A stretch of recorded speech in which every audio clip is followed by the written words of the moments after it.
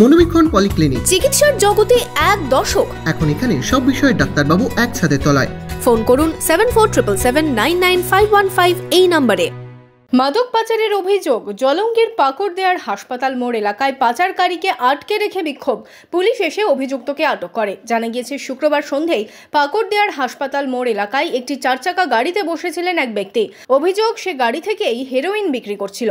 স্থানীয়রা খবর পেয়ে অভিযুক্তকে জিজ্ঞাসাবাদ শুরু করে। তখনই সে পালিয়ে যেতে চেষ্টা করে। স্থানীয়রা তাকে ঘেরাও করে বিক্ষোভ দেখাতে থাকে। এই ঘটনায় চাঞ্চল্য ছড়ায় এলাকায়। খবর পেয়ে ঘটনাস্থলে পৌঁছয় জলঙ্গি থানার পুলিশ। অভিযুক্তকে আটক করে থানায় নিয়ে যায়। এখানে এই যে 4 চাকাটা দেখছেন, লাল কারটা মোটামুটি 5:30-7টার দিকে এখানে গাড়িটা লাগায়। একজন ফরিদপুর থেকে মাল কিনতে আসে, ও ধারে মাল চায়, ওকে মাল দেয় না। ওকে আমরা ধরি, ধরার পরে জিজ্ঞেস করি, বলে যে আমাকে মাল দিলে না, গাড়িতে মাল আছে। কি মাল?